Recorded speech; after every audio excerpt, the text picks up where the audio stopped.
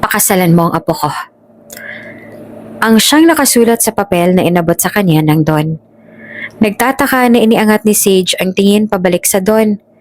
Kitang-kita sa mga mata niya ang pagtataka. Dahan-dahan niyang itinaas ang dalawang kamay para magtanong. Ano pong ibig niyong sabihin, sir? Tanong ni Don gamit ang sign language. Huminga ng malalim ang Don. Kinuha nito sa kanyang papel mula sa kanya at nagsulat ito doon. Nang ibalik sa kanya, nagtataka niya itong kinuha at binasa. Gusto kita para sa apo ko. Mabait ka at tsak na maaalagaan mo siya ng mabuti. Hindi na rin bumabata si Ruhi. Pumayag na rin siya sa nais namin ng asawa ko na kami na lang ang mamili ng babaeng maaari niyang pakasalan. Tumagilid ang kanyang ulo dahil sa labis na pagtataka. Kinuha niya rin ang panulat mula sa Don at nagsulat siya ng sagot sa sinabi nito. Bakit po ako? Ang tanong na isinulat ni Sage sa papel. Binasa iyon ng Don at agad na nagsulat ng sagot. You're perfect for him. Umiling si Sage. Tumingin siya ng diretso sa Don. Sinulyapan niya rin ang abogado nitong nasa likod ng Don. Hindi ko po maintindihan kung bakit ako ang napili ninyo para sa kanya. Hindi ako nakakapagsalita at nakakarinig, sabi ni Sage gamit ang sign language. Dahil hindi pa rin alam kung paano ito makipag-communicate sa kanya gamit ang sign language, inilabas na lamang ng Don ang cellphone nito para mabilis itong maitype ang sasabihin. Hindi hadlang ang kapansanan mo, Sage. Alam kong mamahalin mo at aalagaan mo ang apo ko. Hindi na kami bumabata ng asawa ko. Gusto namin na bago man kami mawala, ay masiguro namin na nasa maayos siya at makasiguro kami na may isang taong mapagkakatiwalaan namin ang siyang makakasama niya habang buhay. At ikaw yon, Sage. Ikaw ang babae na sa tingin namin ng asawa ko ay siyang nararapat para sa kanya. Hindi maintindihan ni Sage. Hindi niya alam kung anong nakita ng mga ito sa kanya para siyang piliin nilang maging asawa ng kanilang apo. Marami namang ibang babae riyan.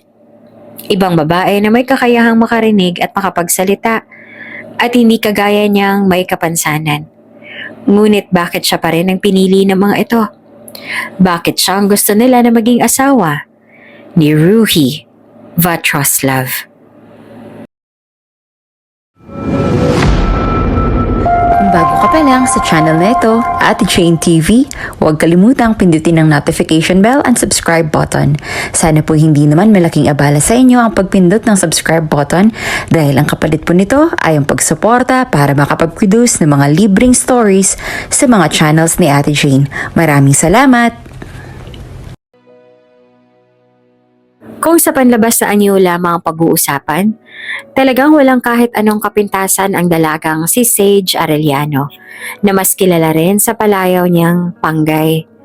Ang kagandahan niya ay tunay na kahanga-hanga. Mula sa kanyang makinis at maputing balat na paniniwalang naging ganoon din dahil pinaglihis siya ng kanyang ina sa gatas, hanggang sa kanyang malaanghel na mukha. Ang kanyang hazel brown na mga mata ay tila laging nagliliwanag. Animoy laging nakangiti at nagdadala ng kakaibang init at lambing sa tuwing ito ay tititigan. Ang kanyang mukha ay maliit. Perpekto ang hugis na parang isang manika na lalong nagpapatingkad sa kanyang inosenteng itsura. Hindi rin matatawaran ang kagandahan ng kanyang itim na buhok. Sobrang tuwid at makintab na parang seda at sumasabay sa bawat kilos niya. Ang bawat galaw ng kanyang katawan ay sinasabayan ng banayad na alon ng kanyang malambot na buhok na parang ito'y may sariling buhay. Panggay! Hoy, Panggay! Malakas na tawag ng isang kasambahay sa mansyon ng mga Vatroslav. Ang dalagang si Sage sa mga sandaling yon ay abala lamang sa pagdidilig ng halaman. Huminga naman ng malalim ang kasambahay na si Tamara, tsaka bumulong sa sarili. Ay nako, Bakit nga ba ako sumisigaw ngayon? Kahit siguro mamaos na lang ako dito, hindi niya pa rin naman ako maririnig dahil bingi siya. At iyon na nga lang ang tanging kapintasan ng dalagang si Sage.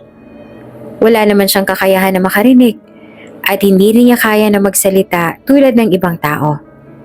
Sa kabila ng kanyang walang kapantay na kagandahan, para kay Sage, ang kanyang kapansanan ay isang malaking hadlang.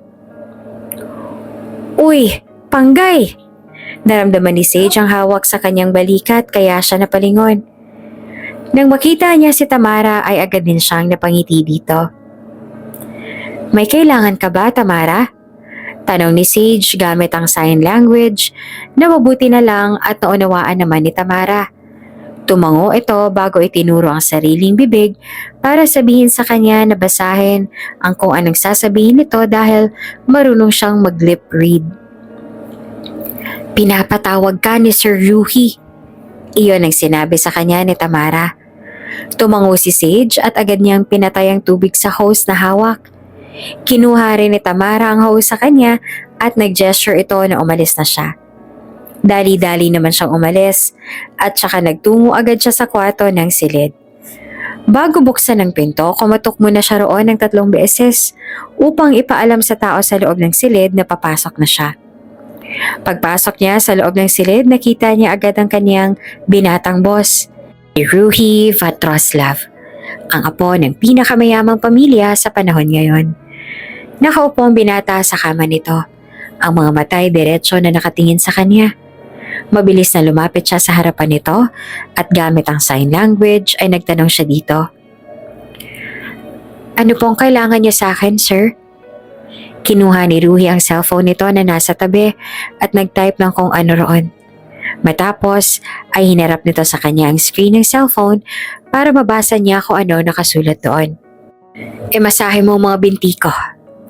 Iyon ang mga salitang nakasulat doon. Mabilis siyang nag-thumbs up sa binata at tumango naman ito. Mahigit 1 taon nang hindi nakakalakad ang binata dahil sa isang aksidente mula noong nawalan nito ng kakayahan na makapaglakad. Siya ang naging alalay nito. Si Sage din kasi ang inassign na alagaan ito. Ayon sa mga doktor, may pag-asa pa naman daw na makapaglakad ulit ito. Iyon nga lang ay hindi niya alam kung kailan ba mangyayari iyon dahil sa bawat therapy ng binata ay para bang wala namang nangyayaring improvement. Ganon pa man, kitang-kita sa pagsisikap ng binata na porositido talaga ito na muling makapaglakad.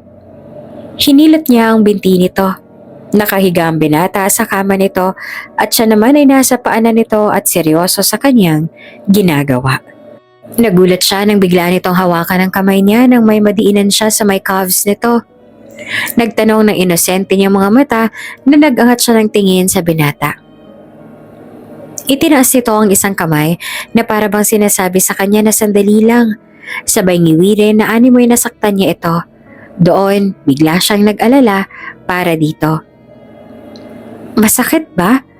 Tanong niya dito gamit ang sign language. Nasasaktan pa rin ang itsura na tumango-tango ang binata. Si Sage naman ay agad na tumayo ng tuwid. Pinagsiklop ang mga kamay sa bayuko para humingi dito ng pasensya sa nangyari. Kinuha ni Ruhi ang atensyon niya sa pamamagitan ng pagwawagayway nito ng kamay sa kanyang harapan. Nag-angat siya ng tingin sa binata. Ngumiti naman sa kanyang binata at pinakita ang ayos lang sign nito. Tumango si Sage. Itinuro niya ang binti nito at saka nagtanong kung itutuloy pa ba niya ang pagmamasahe. Tumango-tango ang binata kasabay ng pagsenyas na saglit lang. Naghihintay lamang siya doon at naupo rin siya sa kama at pinagmamasdan ng boss niya. Natatandaan pa ni Sage noong mga unang araw niya sa kanyang trabaho. Napakasungit nitong boss niya. Galit na galit pa ito kasi hindi siya nakakapagsalita at nakakarinig. Naiintindihan ni Sage na may mga pinagdadaanan nito ng sandaling yon, kaya naman inunawa niya na lang ito. Hanggang sa unti-unting nakikilala niya na rin ang boss niya. Hindi niya pa alam ang lahat tungkol sa buhay nito, ngunit may alam na siya kahit papaano. Nalaman niya na kaya pala ito na aksidente dahil si ex-girlfriend nito. Nag-aaway daw noon ang dalawa sa sasakyan Dahil nalaman ni Rui na niloloko ito ng dating kasintahan. Sa kasamaang palad, na aksidente sila. Pinotrektahan pa rin ni Rui ang dati niyang nobya, kaya itong napuruhan at nawala ng kakayahan na makapaglakad, habang ang dati nitong nobya ay mabilis na nakabawi. Sa tingin naman ni Sage, kahit papaano ay nakaka-move on ng binata mula sa ex-girlfriend nito. Pero kung noon ay laging mainit ang ulo nito at sobrang sungit, ngayon kahit papaano, mahaba na ang pasensya nito. Hindi pa rin ito nagagalit sa kanya dahil wala siyang kakayahan na katulad ng sa ibang tao. Sa tingin ni Sage, naiintindihan na nitong hindi siya nakakarinig o nakakapagsalita. Sa totoo lang, mas mabuti nga iyon kasi mas napapabilis ang kanyang trabaho. Noon kasi takot na takot siya lagi dito. Tapos minsan, sinisisi niya pa ang sarili sa kapansanan niyang yon. Napakurap si Sage nang iminasiwas ni Rui ang kamay sa harapan niya. Napatingin siya sa mukha ng binata. Nakakulot noo ito ang nakatingin sa kanya. "Are you okay?" Tanong nito base sa pagkakabasa niya sa galaw ng labi nito. Ngumiti naman si Sage at saka tumango. Makalipas ang ilang sandali, sinabi sa kanya ni Rui na maaari niya nang ituloy ang pagmamasahe sa binti nito. Kaya naman mabilis ang kilos na ginawa niya ngayon. Habang minamasahe niya ito, ang binata naman ay abala sa cellphone nito. Abala ngayon si Sage sa pagtutulong sa mga gawain dito sa kusina. Mas pinili kasi ni Rui na magpahinga ngayong araw kaya naman wala siyang gagawin. Hindi siya sanay na wala siyang ginagawa kung kaya ay tumulong na lang siya dito. Naramdaman naman ni Sage ang pagkalapit sa kanyang balikat. Lumingon siya at nakita ang isa pa sa mga katulong ng mansyon, si Manang Marife.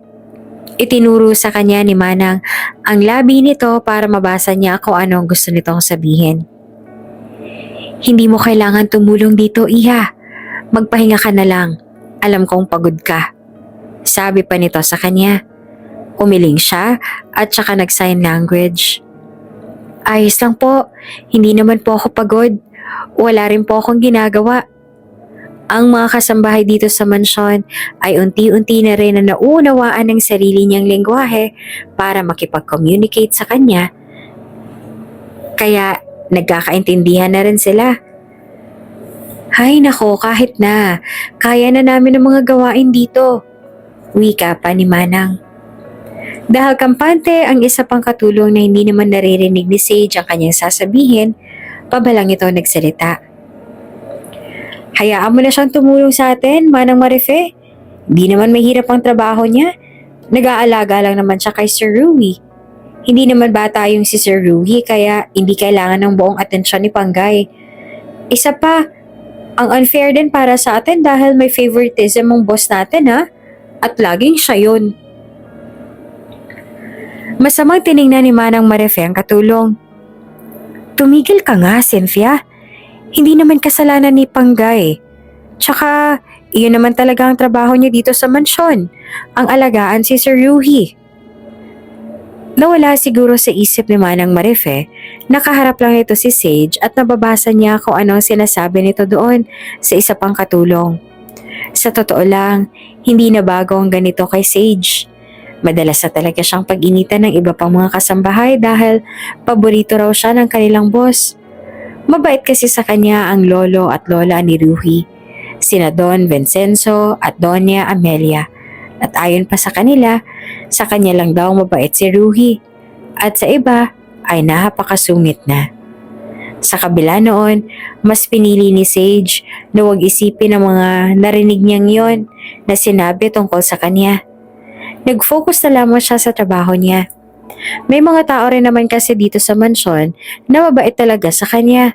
Tulad na lamang ni Manang Marife na kahit alam na wala siyang pandinig, mabait pa rin sa kanya at pinagtatanggol siya. Ramdam pa rin niya ang malasakit nito sa kanya. Hindi siya nag-iisa sa lugar na ito dahil alam niyang may mga taong may malasakit. Katulad ni Manang Marife na hindi hadlang ang anumang kakulangan upang ipakita ang tunay na kabutihan. Kinalabit ni Sage ang matanda kaya napabaling ito sa kanya. Ngumiti siya dito at saka nagtanong gamit ang sign language. May problema po ba, Manang? Umiling sa kanyang matanda. Wala naman, Iha. Pero sigurado ka bang gusto mo talagang tumulong dito sa amin? Tumango siya. Ang ngiti ay hindi pa rin nawawala sa kanyang labi. O siya, sige, kung yan ang gusto mo. Habang tumutulong siya sa mga gawain doon sa mansyon, dama niya ang mga masamang tingin sa kanya ng mga kasama niya sa kusina. Maliban na lamang kay Manang Marife, kahit naramdam niya ang mga yon, hindi na lang niya pinapansin ang kanilang mga tingin. Ayaw niyang mag-focus sa mga negatibong bagay, kaya't pinilit niyang magpatuloy sa paggawa ng kanyang trabaho ng maayos. Alam niyang may mga tao na hindi siya tanggap, ngunit hindi iyon dahilan para mawalan siya ng focus sa mga bagay-bagay na mas mahalaga. Minsan, kahit ang mga simpleng kilos ng kabutihan ay hindi nakikita ng iba. Ngunit pinipili niyang hindi mapagpapatalo sa negatibidad. Ang mga positibong bagay na ginagawa ni Manang Marife ay mas nagbibigay sa kanya ng lakas at kagalakan, kaya't ipinagpapasalamat na lamang niya ang mga sandaling iyon. Sage, may tanong ako. Iyon na nakasulat sa cellphone na inabot sa kanya ni Natalia. Kasambahay din ito at bagong hire lang. Magdadalawang linggo pa lamang ito sa mansyon pero dahil sa mabait at tuwela, agad itong napalapit sa iba, lalo na sa kanya. Nag-type din siya sa cellphone nito. Ano yon? Kinuha ni Natalia ang cellphone. Alam mo kasi, curious ako dito nung unang kita ko pa lang sa'yo. Hindi ko lang matanong kasi nag-aalangan ako. Nung mabasa niya ang tinype nito, binura ulit nito iyon tsaka nag-type ng panibago. Curious lang ako kung bakit hindi ka makapagsalita at nakakarinig. Nagtatanong ang mga mata nito na tiningnan niya si Natalia. Itinaas niya ang kanyang kilay para ipakita na nagtataka siya dito. Gusto kong malaman kung inborn na ba na hindi ka nakakarinig o may iba pang dahilan. Ang tinap ulit ni Natalia sa cellphone nito. Hindi agad sumagot si Sage. Nakatingin lang siya sa cellphone na nasa harapan niya. Tumagal ang titig na iyon nang hindi niya namamalayan at makikita rin sa kanyang mga mata ang pagdaan ng lungkot. Napuna iyon ni Natalia kaya agad nitong binawi ang cellphone nito at nag-type muli roon. Pasensya na sa tanong ko. Na-curious lang talaga ako kung hindi ka naman handa na sagutin ang tanong ko. Ayos lang din naman sa akin. Ngumiti siya kay Natalia para ipakita dito na ayos lang yon. Kinuha niya rin ang cellphone mula sa kamay nito at saka nagtipa siya ng sagot. Ayos lang. At oo, mula nang isilang ako, wala na akong kakayahang makarinig at makapagsalita. Napatango si Natalia matapos mabasa ang nakasulat. Pero alam mo, sobrang ganda mo. Nung unang dating ko sa mansyon, ang akala ko, ikaw ang magiging boss ko. Ngumiti at nagtitipa siya ng sagot. Salamat. Bakit nga pala panggayang palayaw mo kung Sage naman ang tunay mong pangalan? Tanong muli ni Natalia. Ang ibig sabihin nun sa probinsya namin ay palangga o mahal. Iyon ang tinatawag sa akin ng magulang ko nung nabubuhay pa sila. Hanggang sa iyon na rin ang naging palayaw ko. Ang paliwanag naman ni Sage. Wala na pala yung mga magulang mo? Lumamlam ang mga mata niya sa tanong na iyon ni Natalia. Ganon man ay sumagot pa rin siya. Oo, matagal na silang wala. Sino na lang ang kasama mo sa buhay? Tanong muli ni Natalia. Ang dalawa kong kapatid. Nasa tiyahin namin sila. Sagot niya. Dahil pareho silang abala, hindi rin nila napansin ang binatang si Ruhi na kanina pa sila pinagmamasan. Pinapanood nito ang pagpapasa-pasahan nila ng cellphone para makapag-usap. Sa sumunod na linggo, ipinatawag siya ng lolo ni Sir Ruhi sa opisina nito dahil may mahalaga raw itong kailangang sabihin sa kanya. Wala siyang ideya kung ano ang sasabihin sa kanya ng matanda, ngunit sa loob ng opisina nito ay naroon din ang abogado nitong si Attorney Rezvin. Pakasalan mo ang apo ko. Ang siyang nakasulat sa papel na inabot sa kanya ng Don. Nagtataka na iniangat ni Sage ang tingin pabalik sa Don. Kitang-kita sa mga mata niya ang pagtataka. Dahan-dahan niyang itinaas ang dalawang kamay para magtanong. Ano pong ibig niyong sabihin, sir? Tanong sa Don gamit ang sign language. Huminga ng malalim ang Don. Kinuha nito sa kanya ang papel mula sa kanya at nagsulat ito doon. Nang ibalik sa kanya, nagtataka niya itong kinuha at binasa. Gusto kita para sa apo ko. Mabait ka at tiyak na maaalagaan mo siya ng mabuti. Hindi na rin bumabata si Ruhi. Pumayag na rin siya sa nais namin ng asawa ko na kami na lang mamili ng babaeng maaari niyang pakasalan. Tumagilid ang kanyang ulo dahil sa labis na pagtataka. Kinuha niya rin ang panulat mula sa Don at nagsulat siya ng sagot sa sinabi nito. Bakit po ako? Ang tanong na isinulat ni Sage sa papel. Binasa iyon ng Don at agad na nagsulat ng sagot. You're perfect for him. Umiling si Sage. Tumingin siya ng diretso sa Don. Sinulyapan niya rin ang abogado nitong nasa likod ng Don. Hindi ko po maintindihan kung bakit akong napili ninyo para sa kanya. Hindi ako nakakapagsalita at nakakarinig. Sabi ni Sage gamit ang sign language. Dahil hindi pa rin alam kung paano itong makikipag-communicate sa kanya gamit ang sign language ay inilabas na lamang ng Don ang cellphone nito para mabilis itong maitype ang sasabihin. Hindi hadlang ang kapansanan mo, Sage. Alam kong mamahalin mo at aalagaan mo ang apo ko. Hindi na kami bumabata ng asawa ko. Gusto namin na bago man lang kami mawala ay masiguro namin na nasa maayos siya. At makasiguro kami na may isang taong mapagkakatiwalaan namin ang siyang makakasama niya habang buhay. At ikaw yon, Sage. Ikaw ang babae na sa tingin namin ng asawa ko ay siyang nararapat para sa kanya. Hindi maintindihan ni Sage. Hindi niya alam kung ano ang nakita ng mga ito sa kanya para siyang piliin nilang maging mag-asawa ng kanilang apo. Marami namang ibang babae riyan. Ibang babae na may kakayahang makarinig at makapagsalita at hindi kagaya niyang may kapansanan. Ngunit, bakit siya pa rin ang pinili ng mga ito? Bakit siya ang gusto nila na maging asawa ni Ruhi Vatroslav? Malalim ang kanyang iniisip. Kaya hindi na namalayan ni Sage na inalayo na ng Don ang cellphone para muling mag-type ng gusto nitong sabihin sa kanya. Matapos siyang lokohin ang dati niyang kasintahan na siyang dahilan para siya'y maaksidente at naging paralisado. Hindi na ulit sumagi sa isip ni Ruhi nang muling humanap ng ibang mamahalin.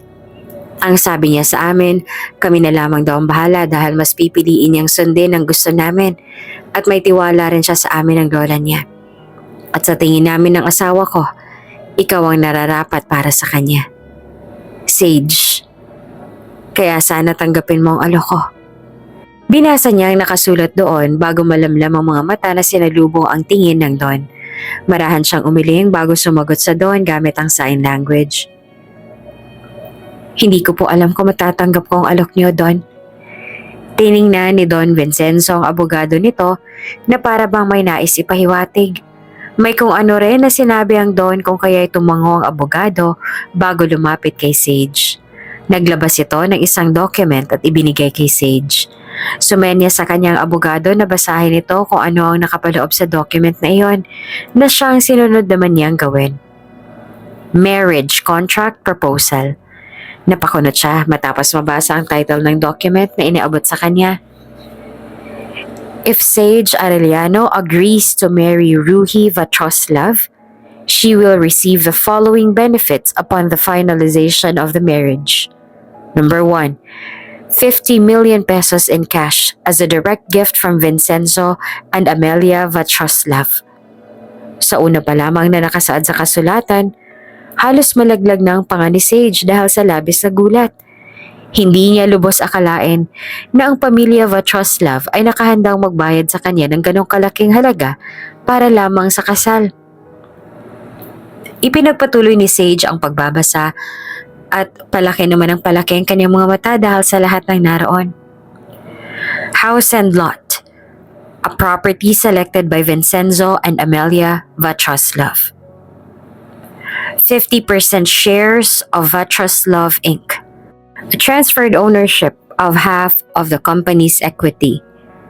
A Lamborghini. A luxury vehicle gifted to Sage Arellano. Hindi makapaniwala, nag-angat siya ng tingin kay Don Vincenzo nang umiti naman sa kanya. Tumango pa ito na para bang sinasabi na ipagpatuloy niya lamang ang pagbasa sa mga nakasaad sa contract. A villa, a luxurious private residence in Makati. Hotel and resort in Cebu. Full ownership of a prime hospitality business. A private jet for personal and business use. 100 hectares of land in Masbate, titled under Sage Arellano's name. Gold investment, allocated as part of Sage's financial portfolio. And a cruise ship, a luxury ship under the Vatroslav Inc. brand. Ang 10 yon ay ang handang ibigay sa kanya ng mga Vatroslav kung sakali man natatanggapin niya ang kanilang anak. Ngunit, hindi pa rin maintindihan ni Sage kung bakit kailangan ay siya pa. At talagang nakahanda pa silang bayaran siya ng ganito kalaking halaga. Sumunod niyang binasa ang terms and conditions ng contract. Number 1. The marriage must be legally binding and registered under Philippine law. Number 2. Sage Arellano agrees to abide by any prenuptial or postnuptial agreements that may be set by the Vatroslav family. Number 3. The financial and asset transfer will be executed within a stipulated period after the marriage ceremony. Number 4. In the event of a divorce or annulment, terms for asset retention and division will be negotiated separately unless otherwise stated in a prenuptial agreement. Habang tumatagal ang pagbabasa niya, pakiramdam ni Sage ay nahihirapan na rin siya sa paghinga. This document must be signed by all involved parties, including legal witnesses, to be valid. Matapos niyang mabasa ang lahat ng nakapaloob sa contract na iyon, ibinalik niya ang tingin sa Don. Sinulyapan niya rin ang abogado na nakatingin din sa kanya. Inabot ng abogado ang ballpen sa Don at agad naman na nagsulat ang matatanda sa maliliit na notepad nito. What do you think? Pumapayag ka na ba? Ang tanong na sinulat nito. Nag-alangan siya ng ilang segundo. Huminga rin ng malalim bago sumagot gamit ang sign language. Hindi ko pa rin po matatanggap ang alok ninyo, Don. Sa tingin ko rin po ay sobra-sobra ang nilagay niyo sa kontrata. Ang abogado na ang nag-translate sa kanyang sinabi para maintindihan ito ng Don. Nakaramdam naman ng lungkot ang matanda dahil sa naging pasya niya. Itinaas naman ni Sage ang isang kamay sabay wagayway para kunin ang kanilang atensyon. Pareho naman na napatingin sa kanya ang dalawa. Gamit ang sariling lengguwahe na tanging ang abogado nakakaunawa, kaya ito ang nagta-translate para sa Don, sinabi niya kung anong gusto niyang ipahayag sa kanila. Malaki pong pasasalamat ko dahil akong napili niyo para kay Sir Ruhi. Mabait po siyang tao. Hindi mahirap mahalin. Pero dahil sa kapansanan ko, sa tingin ko ay hindi ako ang babaeng nararapat para sa kanya. Baka kung pakakasalan niya ako, sa halip na akong mag-alaga sa kanya ay baka ako pang maging pabigat sa kanya. Nalungkot ang Don dahil sa kanyang mga sinabi. Siguro dahil na rin sa iniisip ng Don at ng asawa nito na hindi naman hadlang ang pagkakaroon niya ng kapansanan at kahit kailan ay hindi siya magiging pabigat para kay Ruhi Vatroslav. Muling nagsulat ang Don sa notepad nito at saka iniabot sa kanya. Kung sakaling magbago ang isip mo ay sabihin mo lang sa amin. Ngumiti si Sage sa Don. Tumango rin siya sa mga ito. Kapag kwan ay tumayo na siya at nagpaalam na kailangan niya nang bumalik sa kanyang gawain.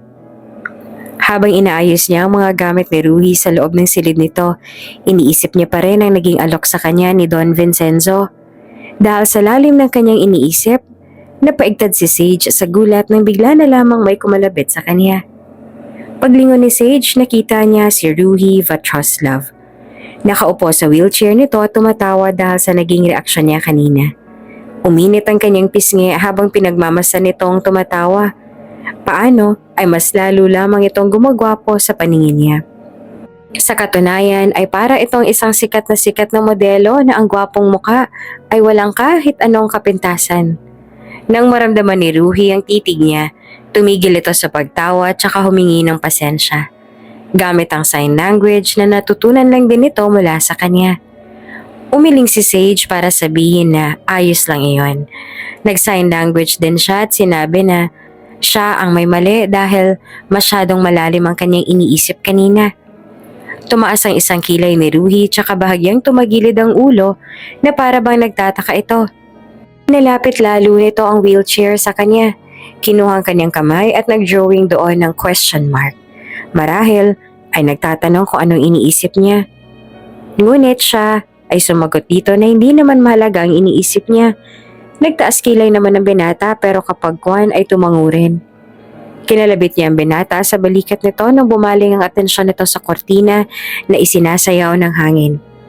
Ibinalik ni Ruhi ang tingin sa kanya at nagtaas ang isang kilay. Siya naman ay tinuro ang paa nito tsaka sumenya siya kung gusto nitong imasahin niya ang mga binti nito. Umiling si Ruhi at tinuro rin nito ang bibig.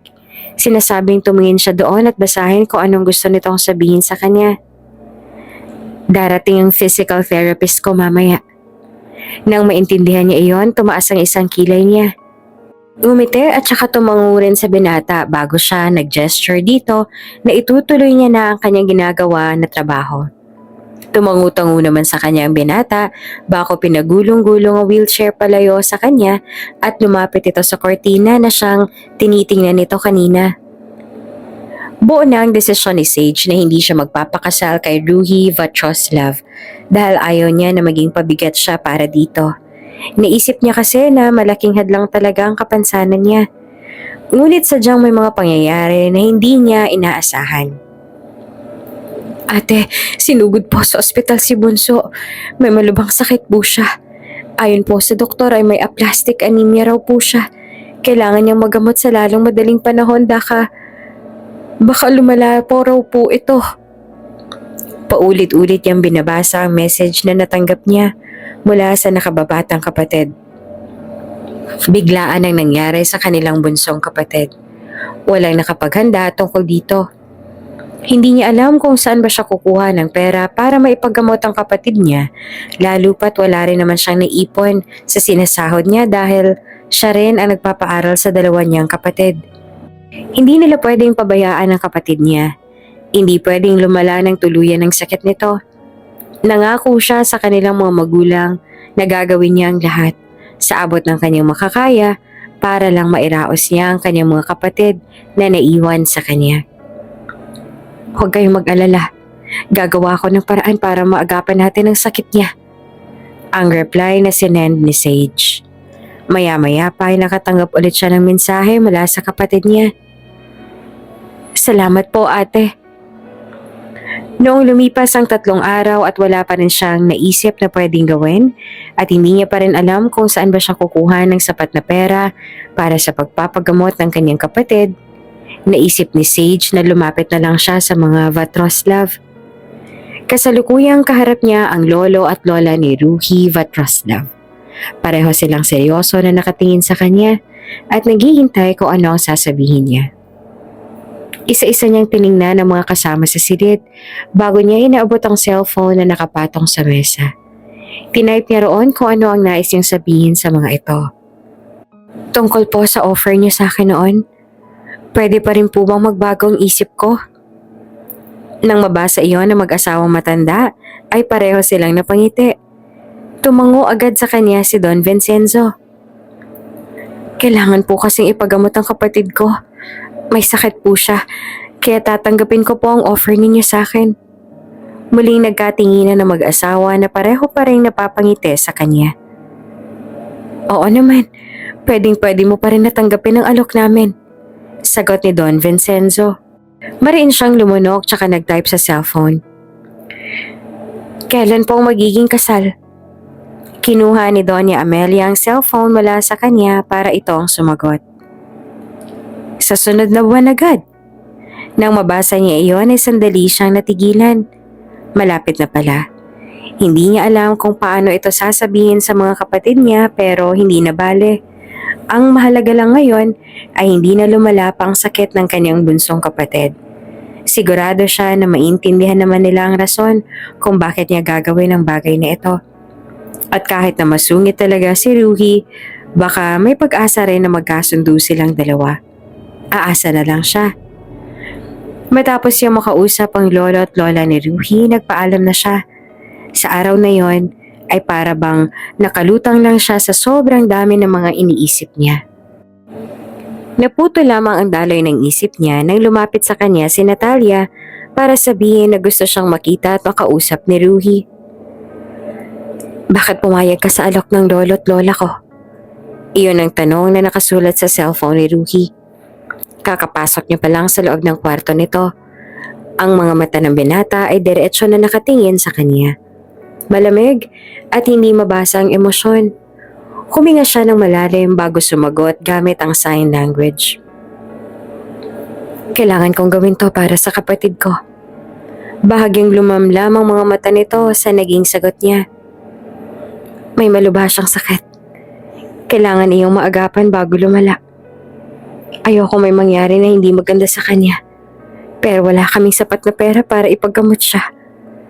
Pagpapatuloy na paliwanag ni Sage at tila nauunawaan naman ng binata ang sinabi niyang yon. Huwag kang mag-alala. Magiging mabuting asawa ako sa iyo. Kahit na wala akong pandinig o hindi man ako makapagsalita. Gagawin ko ang lahat para maintindihan at maalagaan ka. Mariin naman na napapikit ang binata. Kitang-kita na marami pa itong gustong sabihin, ngunit hindi itinuloy at tumayo na lamang. Hindi siya sigurado kung magiging maayos ba ang pagsasama nilang dalawa. Ganon pa man, umaasa siya na sana ay magiging maayos din ang lahat. Bakit sa dami ng babae sa mundo? Ang babaeng yun pa ang pakakasalan ni Sir Ruhi. Marami na bang iba riyan? Oo nga eh. Masyado rin talaga yang si Panggay. Akala mo naman kung sino. Kahit wala naman siyang pandinig at hindi rin nakakapagsalita. Matinig din pala. Siguro'y inakit siya ni Sir Ruhi. Wika ng isa pang babae sabay halakhak. Oo nga. Imposible namang hindi niya ginawa yun. Kasi bakit naman siya basta-basta na lang magugustuhan ni Sir Ruhi? May kapansanan siya. Mapanuyang tumawa ulit ang isa pang babae. Nai-imagine niyo rin ba kung paano niya inakit si Sir Ruhi? Bigla tuloy akong napaisip kung paano niya ginawa yun. At saka kung paano niya sinabi kay Sir na gusto niyang gawin ang bagay na yun. Hindi naman siya nakakapagsalita. Sa tingin ko'y lumuhod siya sa harap ni Sir Ruhi, tsaka nag-sign language siya. Papasok na sana si Ruhi sa kusina. Si Sage naman na nagtutulak sa wheelchair niya at narinig na agad nila ang usapan ng mga kasambahay na abala. Pinatigil ni Ruhi ang dalagang si Sage sa pagtutulak sa wheelchair niya para marinig niya kung ano ang pinag-uusapan nila. Nagtagis ang panga ni Ruhi dahil sa mga narinig. Ang dalaga naman sa likuran niya ay inosente lamang na naghihintay sa sasabihin niya. Wala man lang itong ideya na pinag-uusapan na ito ng mga kasama sa trabaho. Huminga ng malalim si Ruhi para pakalmahin ang sarili. Tumikim din siya, dahilan kaya napalingon sa kanya ang tatlong kasambahay at lahat sila ay nagulat nang makita sila. Si Ruhi ay madilim ang ekspresyon at matalim ang tingin habang si Sage sa likuran nito ay inosente lamang na nakatingin. Sir? Nauutal na wika ng isang katulong. I thought I already made it clear na sa oras ng trabaho, ayaw na ayaw ko nag-uusap ang mga empleyado sa mansyon dahil nakakaapekto ito sa kanilang mga performance. Malamig na panimula ni Ruhi sa mga ito, dahilan para mapayo ko ang tatlong kasambahay. Pasensya na po, Sir Ruhi. Higit sa lahat, ayaw na ayaw ko mapanag-uusapan ng mapapangasawa ko. Lalo na kung hindi magandang sinasabi niyo tungkol sa kanya. Dagdag pa ni Ruhi sa mas madilim na tinig. Sa pagkakaalam ko ay walang masamang ginagawa sa inyo si Sage. Ang hindi ko maintindihan kung bakit gano'n na lang ang mga sinasabi niyo sa kanya. Nag-angat ng tingin ng isa sa 3 kasambahay para humingi ng pasensya sa kanya. Pasensya na po Sir Ruhi, hindi na po mauulit. Dapat lang na hindi na ito maulit. Dahil sa susunod na malaman kong ginagawa niyo na naman to, makakatiyak kayong lahat kayo ay mawawalan ng trabaho. At titiyakin ko rin na hindi magiging maganda ang magiging records ninyo. Tumango ulit ang 3 kasambahay na nakakakitaan ng takot sa kanilang mga mata. Nawala ang dilim ng ekspresyon ni Ruhi nang kalapitin siya ni Sage. Tiningala ni Ruhi ang dalaga na nananatiling inosente ang ekspresyon. May problema po ba, sir? Inosente na tanong ni Sage gamit ang sign language. Huminga siya ng malalim at saka marahan na umiling. Nang utusan niya ang 3 kasambahay na lumabas na, agad silang nagunahan na umalis ng kusina. At takang-taka naman na sinundan sila ng tingin ni Sage. Dumating na ang araw na sila ay magpapakasal na ni Ruhi. Naroon ang mga kapatid niya at ganoon din ang tiyahin niya na siyang kasama niyang lalakad mamaya patungo sa altar. Mabuti na lang at naunawaan ng 2 niyang kapatid ang dahilan kaya bigla siyang magpapakasal kay Ruhi Vatroslav. Kaya naman hindi na siya nahirapan pa. Nang kalabitin siya ng kanyang tiyahin, binaling niya ang kanyang tingin dito. Malapit na magsimula ang kasal mo. Ang sabi nito, tumango lamang si Sage at saka pinakalma niya ang kanyang sarili. Ilang sandali pa bumukas ang pinto ng simbahan. Sumenya sa kanya ang tiyahin niya na maglalakad na sila papasok kaya dahan-dahan na nagsimula silang maglakad. Nakahawak si Sage sa braso ng kanyang tiyahin. Nanginginig ang buong kalamnan ni Sage dahil sa labis na nerbiyos. At ang kanta, This I Promise You ng NSYNC na tumutugtog habang naglalakad sila sa isang red carpet patungo sa altar kung saan naghihintay sa kanya ang magiging asawa niya. Seryoso lamang ang ekspresyon ng mukha ni Ruhi. Nakaupo ito sa wheelchair nito at sa likuran nito ay 2 pang lalaki. Ang mga mata nito ay walang emosyon habang nakatingin sa kanila. Nakasuot ito ng kulay itim na suit at ang buhok nito ay nakaayos. Ang puso naman ni Sage ay walang tigil sa pag-arangkada. Abang palapit sila ng palapit sa binata, sa harap ng altar ay mas lalo niyang napagtuunan ng pansin ang pisikal na anyo ng binata. Gwapo naman ito palagi, pero tila ba mas lalo itong gumwapo ngayon. Malalim ang mga mata nito na kulay asul. Matangos ang ilong. Mapulang mga labi, perpekto ang tabas ng panga. Maiksi ang tabas ng itim na buhok at pwede itong ihilera sa mga gwapong artista at modelo na napapanood niya sa telebisyon. Nang makalapit sila, saka lamang umiti ng bahagya sa kanya ang binata. Kinuha nito ang kamay niya mula sa kanyang tiyahin. Itinuro ni Ruhi ang labi nito para sabihin na basahin niya kung anong sasabihin nito. Tumango naman siya at pinagmasdan nito. Are you okay? Iyon ang tanong na sinabi nito. Pilit naman siyang umiti. Huminga rin ng malalim at gamit ang sign language ay sumagot siya. Kinakabahan ako. Bahagya itong umiti sa kanya sabay sabi. Don't be. Umalis na ang kanyang tiyahin at tumungo na sa upuan na nakalaan para dito. Habang magkahawak kamay na humarap silang 2 sa pare. Kabado pa rin si Sage. Ramdam niya nga na basa na ang kanyang kamay dahil sa labis na nerbiyos. Natatakot siya magkamali o makagawa ng bagay na ikapapahiya ni Ruhi. Lihim niyang sinulyapan ang lolo at lola ni Ruhi na parehong may ngiti sa labi habang nakatingin sa kanila. Nang mapansin nila ang takot sa kanyang mga mata, ngumiti pa sila lalo at saka tumango sa kanya na para bang sinasabi ng mga ito sa kanya na magiging maayos lamang ang lahat. Ilang saglit pa ay nagsimula na nga ang seremonya. Mas kakaiba ang kasal na yon kumpara sa kasanayan dahil mayroong interpreter para mas maintindihan niya kung anong mga nangyayari. Parehong I do ang kanilang sagot ni Ruhi hanggang sa nagpalitan na sila ng singsing. Bagaman marami ang masaya sa kanilang pag-iisang dibdib, batid pa rin ni Sage sa kanyang sarili na may mga panghuhusga pa rin sa loob-loob nila. Marahil ay iniisip nila kung bakit sa dami ng ibang babaeng mas karapat-dapat, siya pang napili ni Ruhi na pakasalan. Noong Kiss the Bride, si Sage ang yumuko. Dahil hindi niya pa alam kung paano ang tamang paghalik dahil wala pa naman siyang nagiging first kiss. Ang ginawa niya ay ikinulong niya sa kanyang mainit na palad ang mukha nito at saka pinagdikit ang kanilang labi. Naramdaman niya ang pagngiti ni Ruhi. Siguro dahil sa alam nito na hindi niya alam kung paano humalik at masasabi rin kaagad ngayon dahil habang magkadikit ang labi nila ay hindi man lang niya ginagalaw ang labi niya at kung hindi pa siya kinalabit ng kanyang asawa, hindi niya papaglalayuin ang labi nilang dalawa.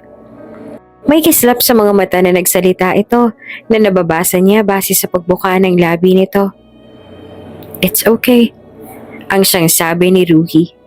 Tumango si Sage at saka tumayo na ulit ng tuwid. Nang tumingin siya sa mga bisita, agad na nag-init ang pisngi niya dahil ang mga ito ay nakangiti sa kanila.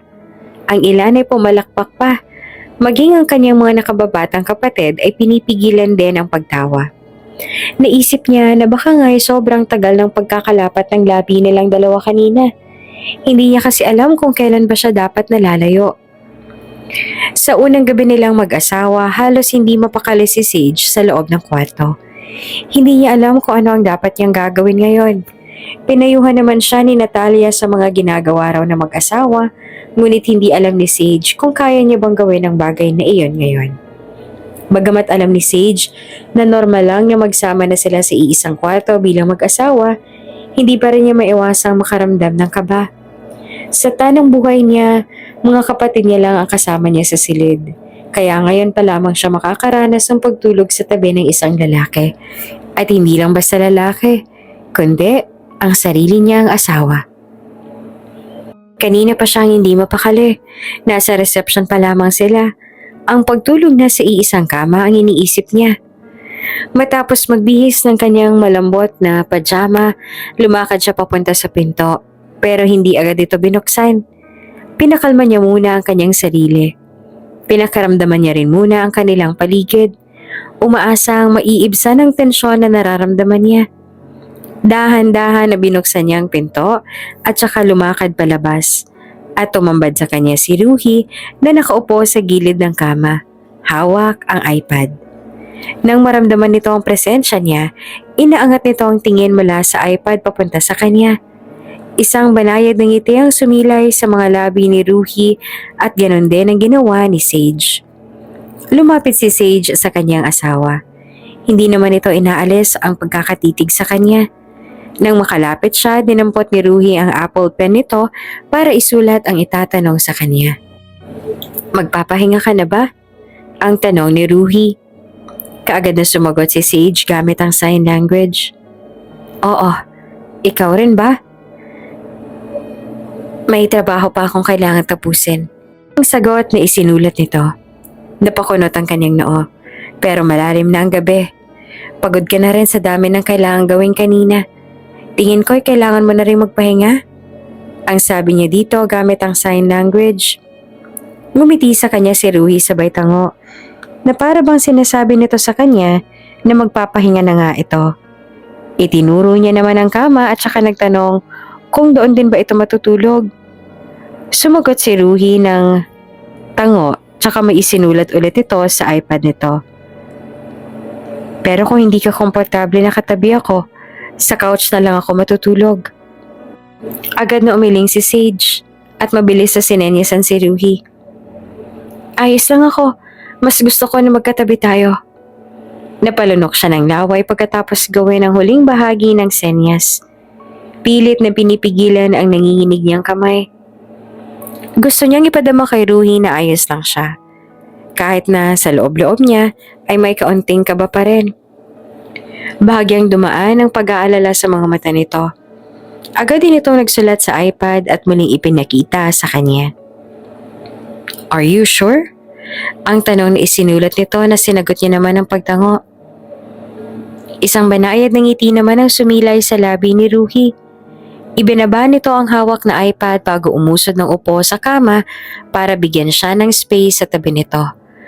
Napangiti rin si Sage at agad siyang lumapit at naupo roon. Itinuro ni Ruhi ang labi nito para sabihin sa kanya na basahin niya kung ano man ang sasabihin nito.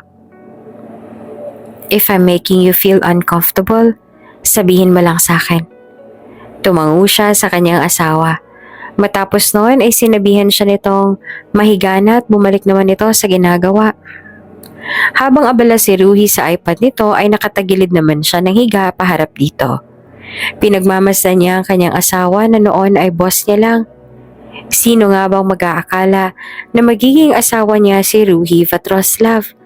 Ni minsan ay hindi sumagi sa isipan niya na darating ang araw na ikakasal siya sa lalaking ito at tatawagin niya ito na kanyang asawa.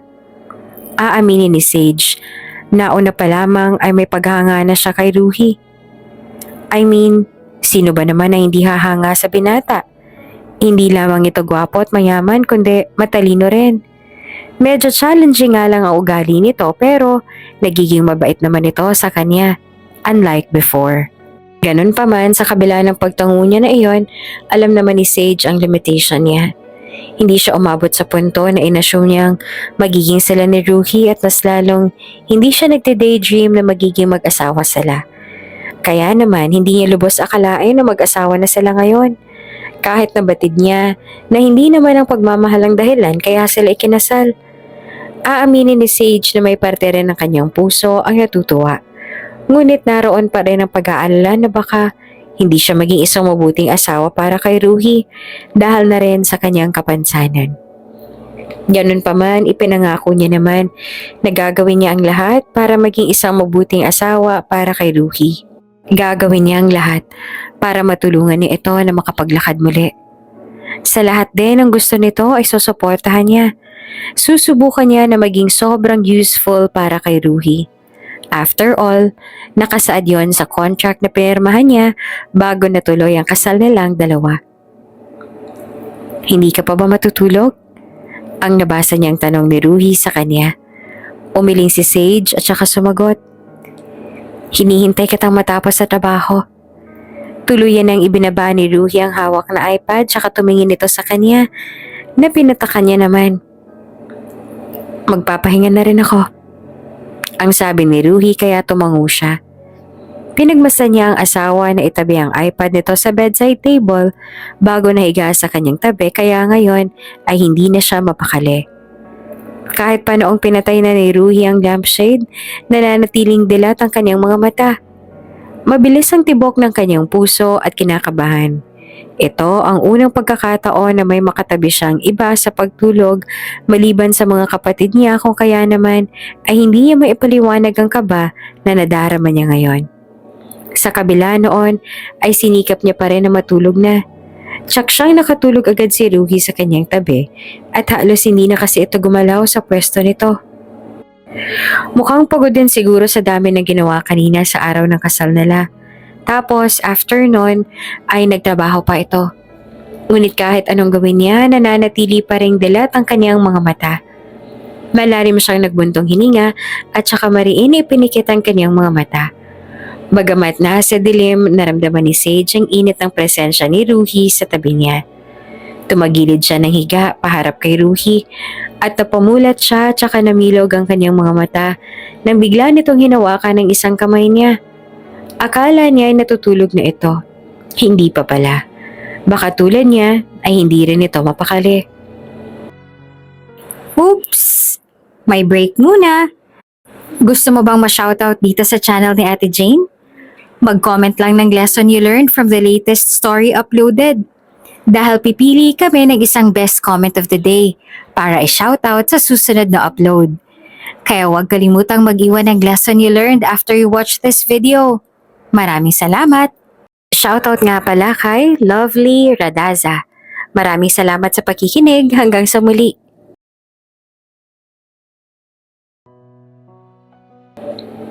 Good night, Sage. Malambing at malalim ang tinig ni Ruhi. I know you can't hear me, but don't worry.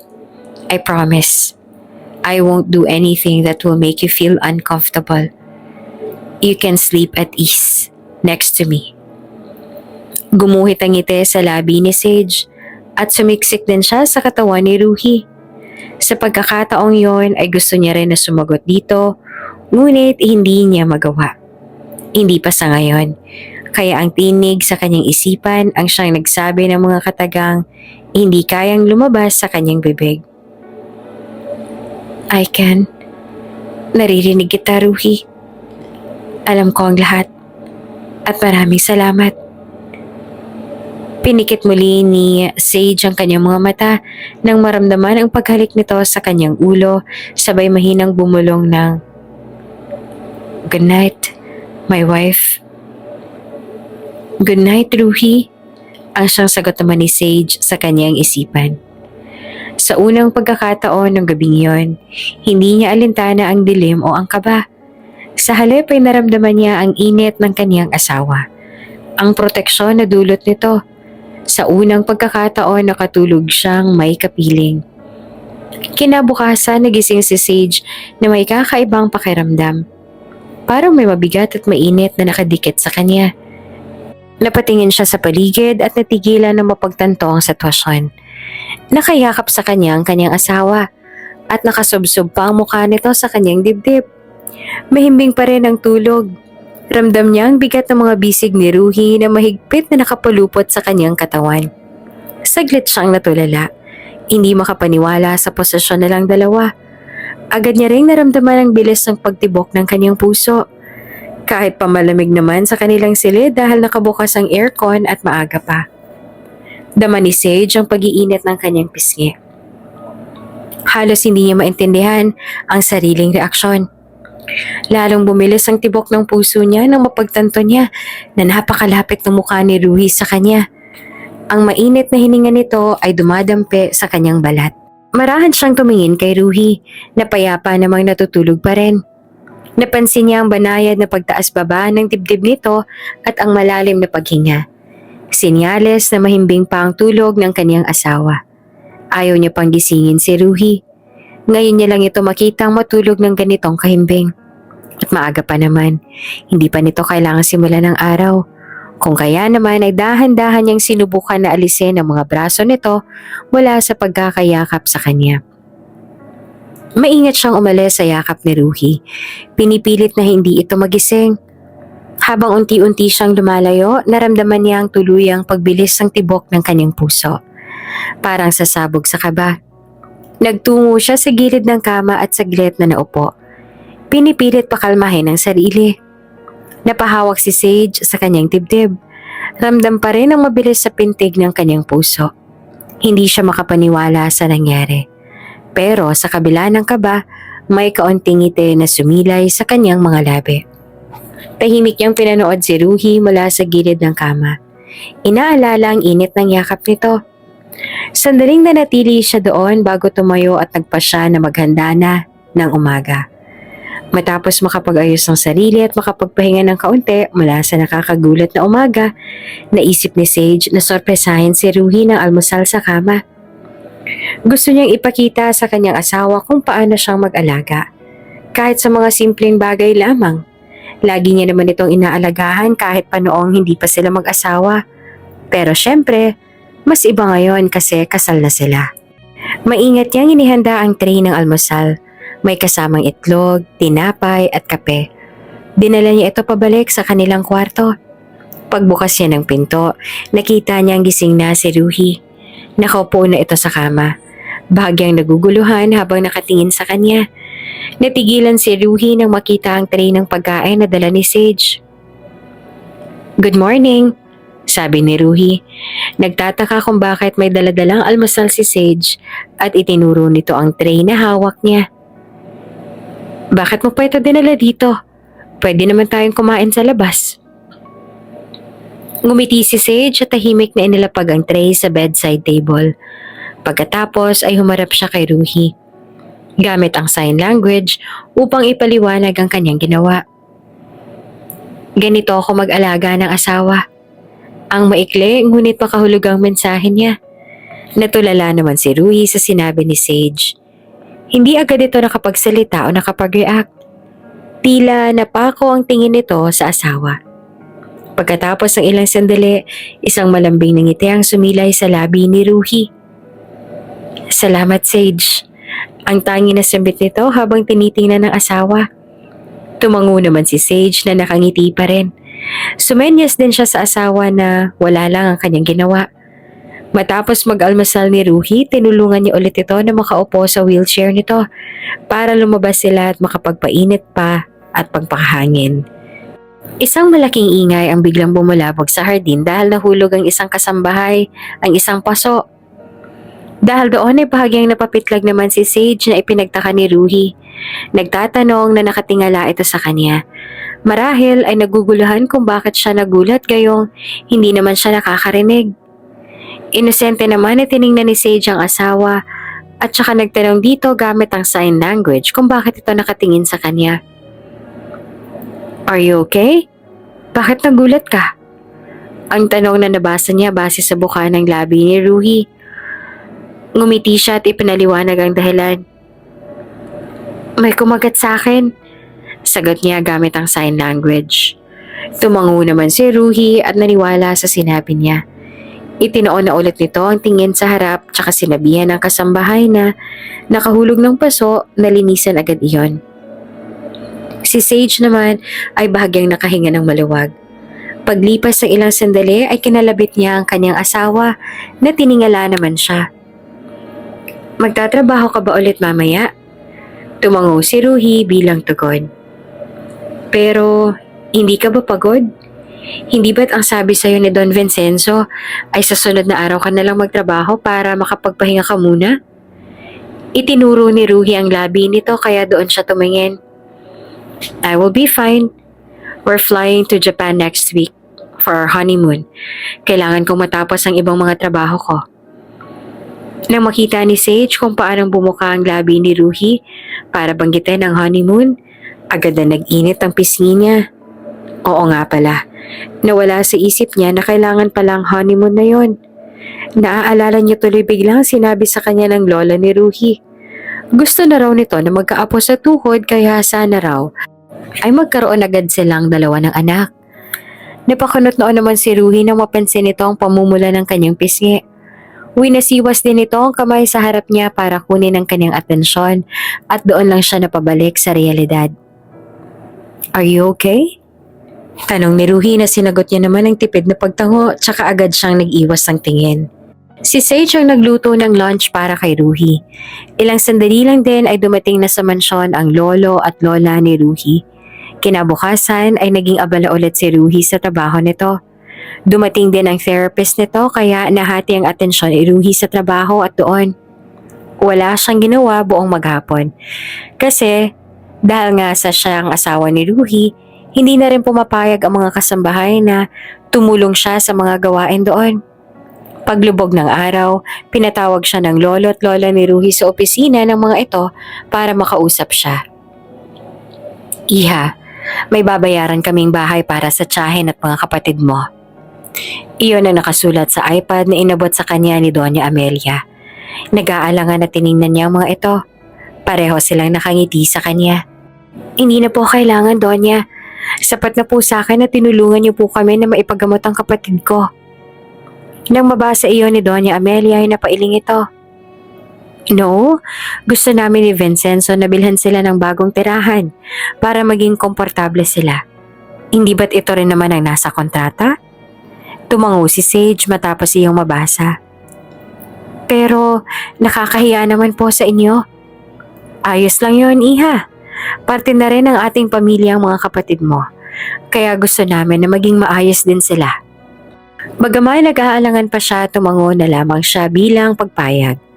Nabanggit din sa kanya ng lolo at lola ni Ruhi na sa susunod na buwan ay kailangan na nilang umalis ng mansyon at sa ibang bansa na raw sila maninirahan.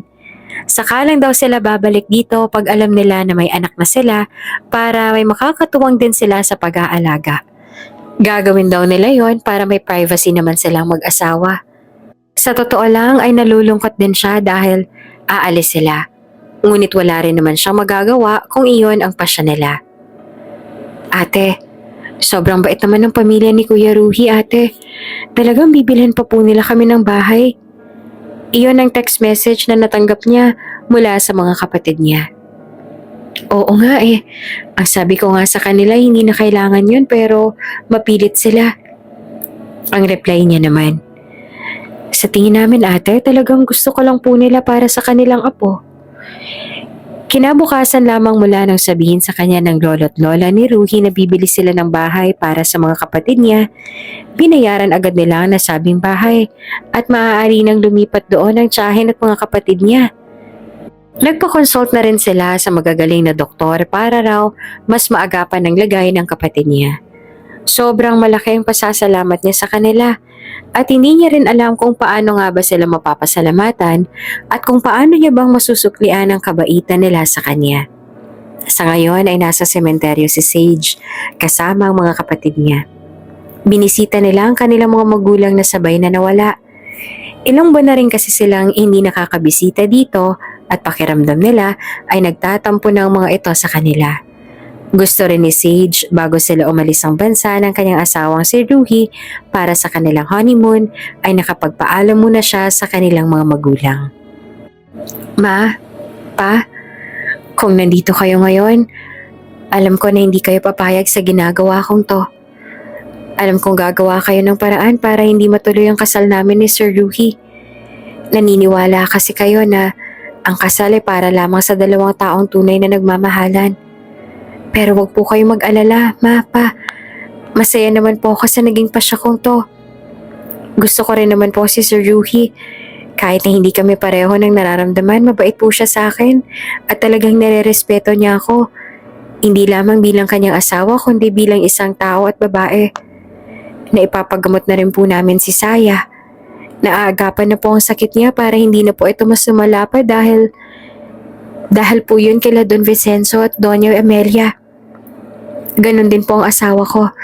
Napakabait po nila sa amin at maswerte po ako na nakilala ko po sila. Ang makilala sila ay isa sa pinakamagandang nangyari sa aking buhay. Huwag rin po kayo mag-alala sa amin ng mga kapatid ko. Magiging maayos lang po kami. Ganon din po ako. Pero sana po ay gabayan niyo pa rin po kami. Sana rin po ay tulungan niyo ako kung paano ang mga dapat kong gagawin para maging isang mabuting asawa kay Ruhi. Kahit po kasi alam kong wala siyang nararamdaman para sa akin, gusto ko pa rin na maging maayos ang pagsasama naming dalawa. Ayoko pong magsisi siya na ako ang napili niyang pakasalan. Iyon ang mga sinabi ni Sage sa kanyang isipan habang siya'y nakatingin sa lapida. Ang malamig na simoy ng hangin roon sa sementeryo ay yumayakap sa kanya. Maya-maya pa ay lumapit sa kanya ang kanyang tiyahin. Naupo ito sa tabi niya at saka kinalabit siya na dahilan para mapatingin siya dito. Panggay, may itatanong lang sana ako sa'yo kung hindi mo masasamain. Sabi ng kanyang tiyahin. Tumango naman si Sage para ipaalam dito na maaari itong magtanong sa kanya ng kahit ano. Tungkol sa asawa mo. Hanggang kailan mo babalak na itago sa kanya ang totoo? Alam niya kung anong tinutukoy nito kaya naman ay dumaan agad ang lungkot sa kanyang mga mata. Naiintindihan kong mahirap para sa'yo. Pero sa tingin ko, hindi rin pwede na habang buhay mo itago sa kanyang totoo. Lalo na ngayon na mag-asawa na kayo at napakalaki rin ang tiwala sa'yo ng mga magulang niya. Patuloy ng kanyang tiyahin. Naiintindihan ko rin po kung anong ibig niyong sabihin. Sagot niya gamit ang sign language. Sasabihin ko naman po ang totoo sa kanya. Ngunit hindi pa nga lamang sa ngayon. Hindi pa po kasi ako handa. Nag-aalala ako kung anong iisipin nilang lahat sa akin kapag bigla ko nalang sabihin ang totoo sa kanila. Huminga ng malalim ang kanyang tiyahin. Tsaka ko na maiintindihan ka naman nila lalo pat may dahilan ka naman. Natatakot at nag-aalala pa rin po ako, Chang. Pero wag po kayo mag-alala. Wala naman po akong balak na habang buhay na itago sa kanyang totoo. Mag-asawa na kami ngayon. Karapatan niya rin na malaman ang lahat tungkol sa akin. Ilang sandali pa ay may mga batang nagsisigawan kaya sabay sila ng tiyahin niyang mapalingon doon. Tinitigan siya ng tita niya at saka napabuntong hininga ito ng malalim. Hindi na sila nagtagal pa roon lalo pat kailangan niya na rin na mag-ayos ng mga gamit nila ni Ruhi dahil bukas ay flight na nila papunta sa Japan. Sir Ruhi, nabalitaan niyo na po ba kung ano nangyari kay Ma'am Crazy? Ang makahulugan na tanaw ng assistant ni Ruhi na nakaupo ngayon sa harap nito. Si Sage ay tahimik na nag-aayos sa gilid. Why? Kunot noon na wika ni Ruhi. Sa pagkakaalam ko hoy, nakunan siya. Hiwalay na rin sila ni Forgo. Mukhang iyon din ang naging sanhi kaya nakunan siya. Tinagasaan daw po kasi si Madam Crazy ng bagong babae ni Forgo. Tumango naman si Ruhi sabay sulyap sa kanyang asawa, nabala lamang sa ginagawa. It's their problem. Pero ayaw mo ba siyang tulungan, sir? Hindi ba't ang sabi niyo sa akin noon ay sabihin ko sa'yo kung ano nang balita tungkol sa kanya at alamin kung anong maitutulong mo sa kanila? No. Malamig na sagot ni Ruhi tsaka muling sinulyapan ng asawa. I am married now. And it's not appropriate for me to continue doing the things I used to do when I was single. My priorities have shifted, and I need to focus on my wife and our life together. Tiningnan din ng assistant si Sage at saka napatango ito. You're right, sir. You should focus more on your wife. Continuing to care about your ex-lover could be seen as emotional cheating, and your wife deserves better than that. Pahayag ng assistant na ikinatango niya naman. Yeah. Seryosong tinignan ni Ruhi ang assistant at tumagal ang pagkakatitig sa kanyang asawa. Siya nga pala. Nagawa mo na ba ang lahat ng pinapagawa ko sa'yo? Bukas ang alis namin ng asawa ko. Opo sir, nagawa ko na po lahat. That's good. Katulad ng nasa plano, umalis sila patungo sa Japan para sa kanilang honeymoon.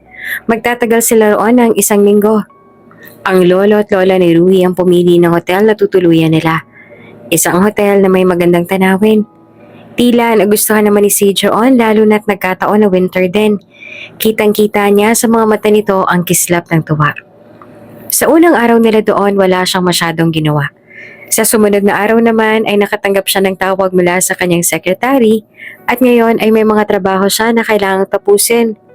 Mag-aalauna na ng madaling araw noong siya ay natapos sa kanyang gawain. Hindi pa siya lubusan natapos dahil kailangan niya pang i-finalize ang mga documents ngunit napagpasyahan niya na bukas na lamang tapusin iyon. Tiningnan ni Ruhi ang asawa na mahimbing na ang tulog. Mula nang magsimula siya sa kanyang trabaho kanina ay nakaupo na siya rito sa kanilang kama subalit nawalan siya ng pagkakataon para lamang sulyapan si Sage. Sinikap niya kasi talaga na matapos ang trabaho. Nang sa ganon ay maibigay niya ang buo niyang atensyon kay Sage bukas at para naman ma-enjoy din ito ang honeymoon nila. Mahimbing ang tulog ni Sage kahit pa sa pagtulog ay hindi maitatanggi na napakaganda nito. Para nga itong isang diwata na walang kapintasan. Hindi lamang ito maganda, napakabait din kaya naman para kay Ruhi hindi mahirap mahalin ng asawa. Kahit sino sigurong lalaki magiging napakaswerte na matatawag ito na kanilang asawa. Kusang kumilos ang kanyang mga kamay para abutin ang maamo nitong muka. Sumunod ay dinaman niya ang matatangos nitong ilong, pababa sa natural na mapula at malambot nitong labi. Hindi namamalaya ni Ruhi na napapangiti na pala siya lalo na noong bahagya itong napanguso dahil sa ginawa niya. Ilang sandali pa ay pinatay niya na ang lampshade bago dahan-dahang humiga si Ruhi sa tabi ni Sage. Iniangat ang kumot at marahang yumakap sa asawa. Ramdam niya ang init ng katawan nito. At sa wakas, nakaramdam siya ng kapayapaan. Subalit makalipas ang ilang minuto, naramdaman ni Ruhi ang kakaibang pagkilos ni Sage. Ang dating mahinaong paghinga nito ay naging mabilis. Agad niyang binuksan ang lampshade at nakita ang mukha nito ay nakakunot. Gigisingin niya sana si Sage dahil alam niya na nagkakaroon nito ng masamang panaginip. Subalit, narinig ni Ruhi ang mahihinang daing mula kay Sage. Namilog ang kanyang mga mata sa pagkabigla at agad na nagising ang kanyang mga diwa. Pasensya na po, Mama. Papa, hindi ko sinasadya. Malamyos, ngunit puno ng takot ang boses ni Sage. At sa sandaling yon ay nanlaki lalo ang mga mata ni Ruhi. Alam niyang si Sage ay bingi mula pagkabata, kaya't hindi nito kailanman nagsalita. Ngunit narinig niya mismo. Narinig niya ang boses ng kanyang asawa. Napahinto si Ruhi. Pati ang kanyang paghinga animoy tumigil na rin. Hindi siya makapaniwala. Paano nakakapagsalita ito? Kung gano'n na naging hinala niya na baka nga'y nakakarinig ang kanyang asawa. Posible na totoo nga? Sa halip na gisingin si Sage, mas lalo siyang nagpasya na pakinggan pa ang sinasabi nito. Puno ng kaba, inilapit niya ang kanyang sarili kay Sage. Umaasang muli niyang maririnig ang boses ng kanyang asawa. Hindi siya makapaniwala na sa lahat ng panahong magkasama sila, ngayon lamang niya narinig ang boses ni Sage. Sorry. Ang boses na siyang lumalabas mula dito. Nakaawa ang kanyang bibig. Hindi makapagsalita. Tinitigan ng asawa na patuloy na bumubulong. Paulit-ulit itong humihingi ng tawad para bang takot na takot din ito. Sa kabila ng takot at pag-aalala na nadarama niya para sa kanyang asawa, nagkaroon ng kakaibang pananabik sa kanyang puso. Gusto niyang malaman pa ang higit tungkol sa mga tinatagong damdamin ng kanyang asawa. Ang mga lihim na hindi nito kayang sabihin sa kanya ng gising. Nang makita na nagiging mas kalmado si Sage, dahang-dahang hinaplos ni Ruhi ang mukha nito, umaasang mababawasan ang bangungot na bumabagabag dito. Sage? Bulong niya, ngunit hindi niya ginising ito. Sa halip ay niyakap niya ito ng mahigpit. Umaasa na kahit papaano ay maramdaman nito na hindi ito nag-iisa sa laban ng kanyang mga panaginip. Kinabukasan, pagdilat ng mga mata ni Ruhi, agad na bumalik sa kanyang isip ang nangyari noong gabi. Hindi niya matanggal sa kanyang utak ang mga salitang binitawan ni Sage. Ang boses na iyon. Ang boses na sa unang pagkakataon ay narinig niya mula sa kanyang asawang inakala niyang hindi kailanman nagsasalita. Hindi siya makapaniwala. Halos ayaw niya rin maniwala, ngunit narinig mismo ng dalawang tenga niya at ang kuryosidad ay kumukulo sa kanyang dibdib. Hindi nagtagal, bumukas ang pinto ng kwarto at pumasok si Sage. May dalang tray ng almusal. Isang banayad ng ngiti ang sumilay sa mukha nito habang inilalagay ang tray sa mesang nasa tabi ng kama. Good morning, bati ni Sage gamit ang sign language. Ngunit si Ruhi, sa halip na sumagot ay nakatitig lamang kay Sage. Parang kinukunan niya ng litrato ang bawat galaw ng kanyang asawa. Sinusubukang makita kung may makakakitaan ba ng bakas ng pandinig sa mga reaksyon nito. Gusto niyang malaman kung ang naririnig niya kagabi ay isang misteryo na maaaring muling maulit. Kumain ka na. Ang sabi muli ni Sage gamit ang sign language. At nang mapuna nito, na nakatitig lang siya, sandaling napaangat ang isang kilay nito. May problema ba? Umiling si Ruhi at sinabi na gusto niya na munang maghilamos, kaya naman agad siya nitong tinulungan na makaupo sa wheelchair niya at sinamahan siya sa banyo. Tinulungan din siya ni Sage na maghilamos kung kaya'y napatitig siya dito. Nagtataka siya. Hindi halata sa kilos nito na nagkaroon nito ng isang masamang panaginip kagabi. Naaalala kaya nito ang nangyari? Ang tanong ng bahagi ng kanyang isipan. Habang kumakain, hindi maalis ni Ruhi ang tingin kay Sage, na tila hindi malang alintana ang bigat ng kanyang tingin. Nag-isip si Ruhi ng isang plano upang subukin kung talagang nakakarinig si Sage. Nang dumako ang sandali, dahan-dahan niyang kinuha ang tinidor mula sa tray. Nagkunwaring aksidenteng nahulog ito sa sahig. Ang tunog ng metal na bumagsak sa semento ay umilingaw-ngaw sa silid. Ngunit walang reaksyon si Sage. Patuloy lamang ito sa ginagawa. Kinukuha ang mga pinagkainan upang dalhin sa kusina. Lumabas ito ng kwarto na tila walang nangyari. Iniwan si Ruhi na tulala. Nagtataka sa kanyang nakita. Naiwan siya nakaupo sa kama. Patuloy na nag-iisip. Kung hindi nakakarinig si Sage, paano nangyaring nakakapagsalita ito? Anong ibig sabihin ng mga narinig niya kagabi? Tumitindi ang kanyang pagtataka at ang mas lalo niyang iniisip. Mas lalo rin na lumalalim ang kanyang pagnanais na maunawaan ng tingin niya ay misteryo ng kanyang asawa. Makaraan ng ilang oras ang pag-iisip at pagkabahala, nagpasya si Ruhi na ibaling muna ang kanyang pansin sa ibang bagay. Nagpasya silang lumabas kahit pa makapal na ang snow sa labas. Alam niya rin kasi na gustong-gusto rin ni Sage na lumabas dahil nakikita niya itong kanina patanaw ng tanaw sa bintana at malaki rin ang ngiti na tinitingnan ng snow. Habang naghahanda si Ruhi, abala rin si Sage sa pagsusuot ng mga damit panglamig.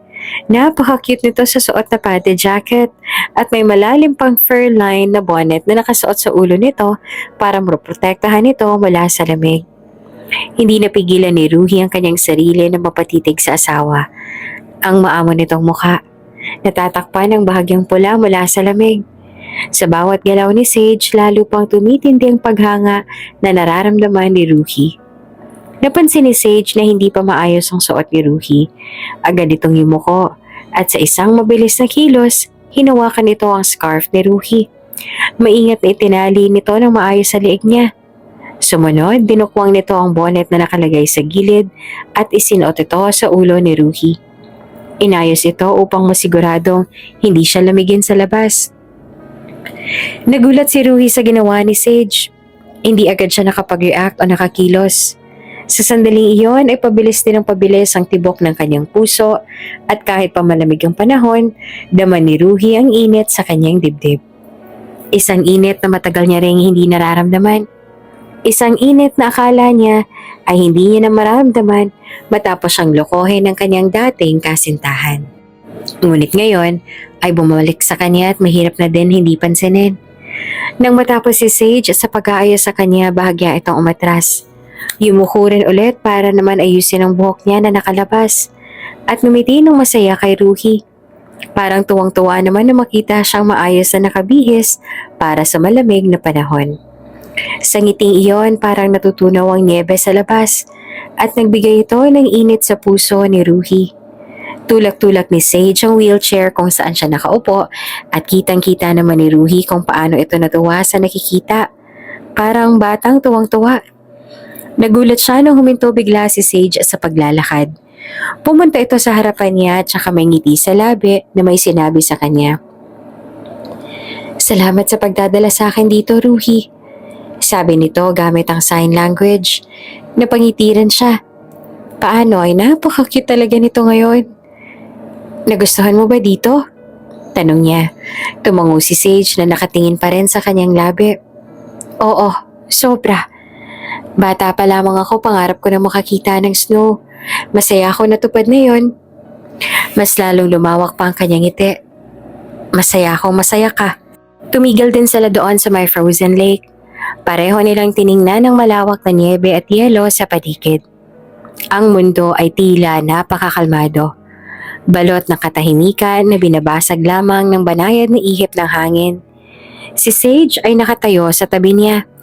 Nakatingin din sa malayong bahagi ng lawa na natatakpan ng yelo. Sandaling napuno ng ginhawa si Ruhi sa simpleng presensya ng kanyang asawa.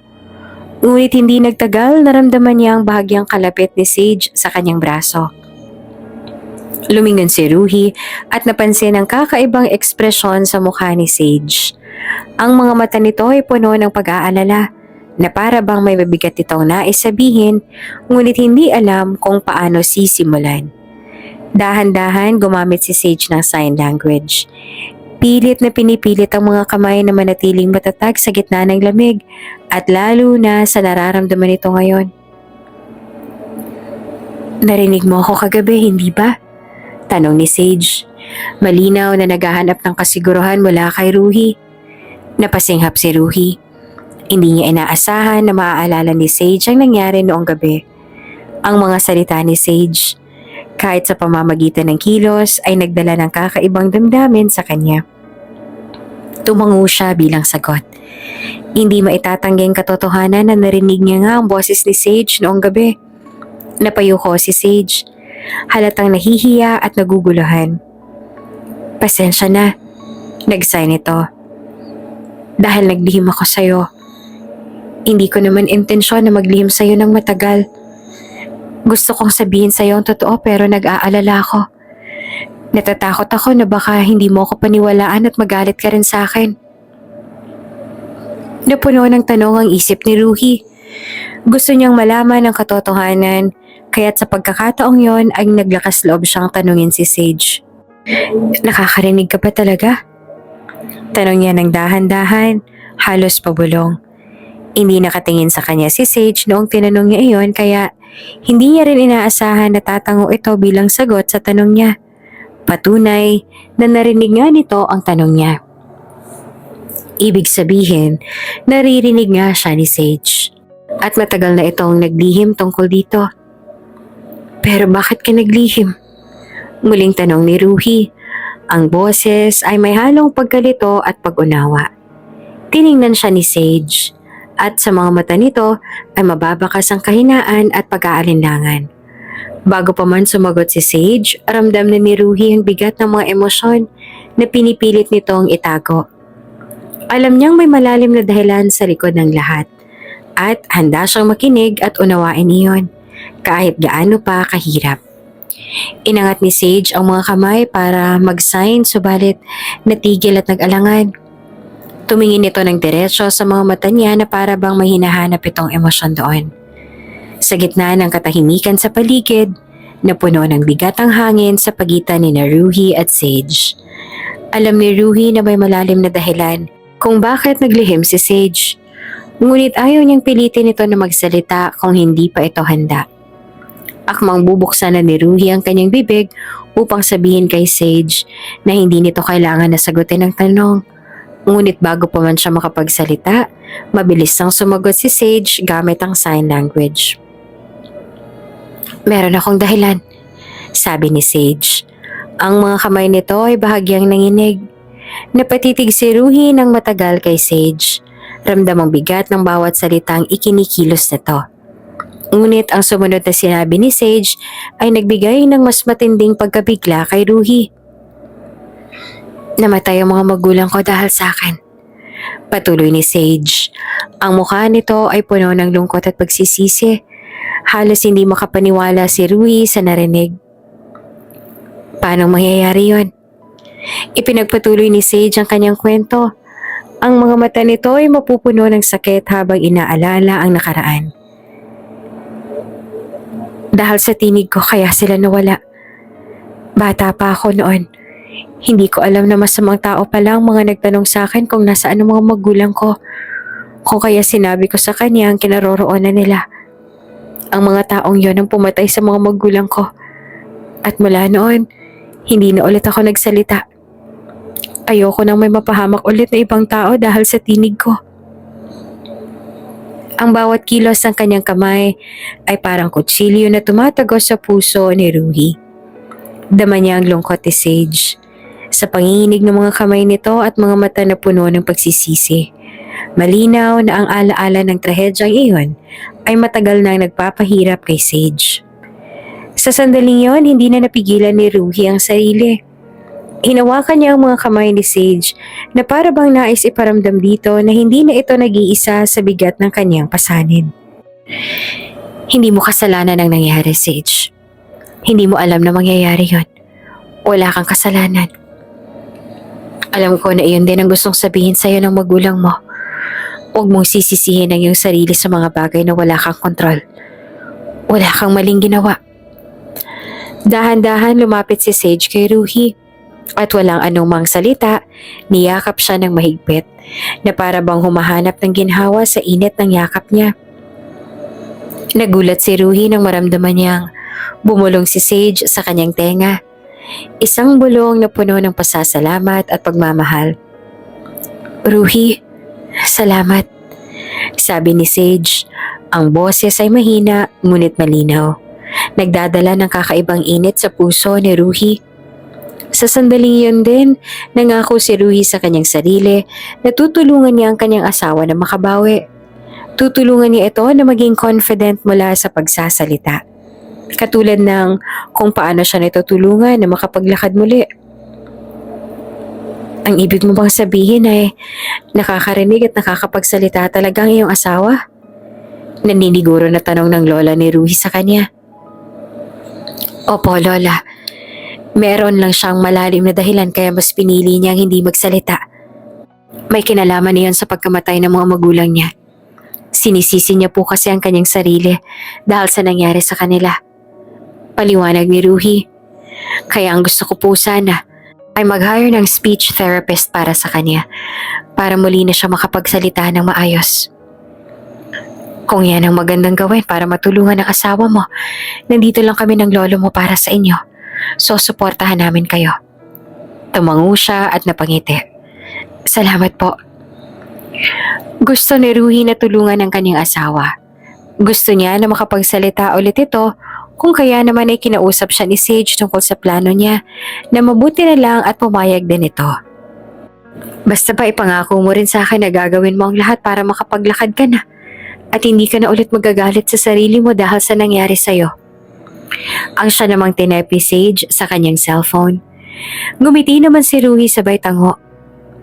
I promise. Tumango rin sa kanya si Sage na para bang masaya ito sa naging sagot niya.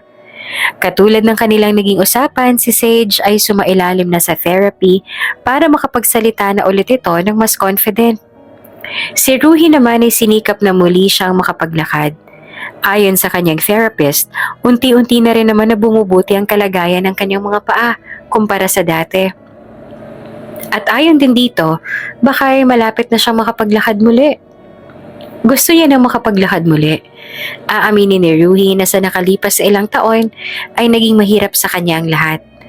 Bago pa man pumasok si Sage bilang caregiver, hindi na siya nakakapaglakad at lagi niyang sinisisi ang sarili sa nangyari sa kanya. Dagdagan pa ng heartbreak dahil sa ginawa sa kanya ng ex-girlfriend niya. Pero mula nang dumating si Sage sa buhay niya, para bang nagbago ang lahat.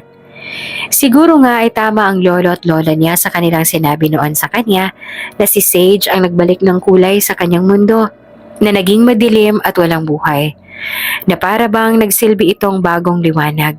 Sa totoo lang, ay hindi niya rin alam kung paano ba nangyari yon. Hindi naman sila nakakapag-usap ni Sage dahil ang buong akala nga nila ay hindi ito nakakapagsalita. Basta isang araw, nahuli na lang ni Ruhi ang kanyang sarili na nakangiti na at sa tuwing nakatingin siya sa dalaga, sa kanya nahuhuli ang sariling nakangiti. Anong nangyari sa inyo noon ng ex-girlfriend mo? Iyon ang naging tanong sa kanya ni Sage gamit ang sign language. Lumipas ang ilang segundo at hindi pa rin siya sumasagot. Nananatili naman na nakatingin sa kanya si Sage. Ang inosente nitong mga mata ay nagtatanong. Ayos lang kung ayaw mong sabihin. Dagdag nito nang mapansin ang pag-aalangan niya. Ngumiti si Ruhi. Oo, aaminin niya na noon ay ayaw niyang pinag-uusapan ng tungkol sa bagay na iyon. Ayaw niyang i-share sa iba ang nangyari sa kanya. Isa kasi yung malaking trauma. Ang ex niya na kasi ang nakikita niya noong babaeng pakakasalan at makakasama sa pagtanda. Subalit niloko siya nito. Pinagpalit siya sa isang lalaking itinuring niya ring kaibigan. Ngunit noon yon. Ngayon ay handa niya nang sabihin ang lahat. She cheated on me, sagot ni Ruhi. I was about to propose to her nang malaman ko na niloloko niya lang pala ako. I was so mad at that time. Magkasama kami sa sasakyan noong pinagtapat niya sa akin ang lahat. Ang sabi niya ay nagsawa raw siya sa akin, na kinailangan niyang hanapin sa iba ang pagmamahal at atensyon na hindi ko raw maibigay dahil palagi ako nakatutok sa trabaho. Hanggang sa ang sabi niya ay panandalian lang dapat yon. Ayaw niya raw sana na ipagpatuloy ang namamagitan sa kanila ng lalaking yon pero hindi niya raw namamalaya na unti-unti na siyang nahuhulog sa lalaking yon, sa kaibigan ko. At unti-unti na raw nawawalang pagmamahal niya para sa akin. And because of the emotion, hindi ko nagawang makontrol ang sasakyan. Hanggang sa sumalpok yun sa isa pang sasakyan. I did my best to protect her. Ayoko namang mawala siya dahil mahal ko pa rin siya ng mga sandaling yun. Pero iniwan niya pa rin ako. Sumama siya sa kaibigan ko. Kung noon ay sobrang bigat sa kanyang pakiramdam sa tuwing may kikwento niya ang ganon sa ibang tao, ngayon ay parang baliwala na lang kay Ruhi ang lahat. Siguro dahil magdadalawang taon na rin mula noon at kahit papaano ay naka-move on na siya. Nakakaahon na siya mula sa sakit na naging dulot nila. Kinuha ni Sage ang cellphone mula sa kamay niya at saka may tinaype ito roon. Nang ipabasa sa kanya, tumango siya bilang tugon. Ayos ka na ba ngayon? Iyon ang tanong na nakasulat doon. Wala na bang sakit? Dagdag na tanong nito. Wala na. Natanggap ko na ang lahat. Sagot naman ni Ruhi. Hindi mo na ba siya mahal? Tumango siyang muli. Yes. I can't keep loving someone who doesn't see my worth. I realized that too late.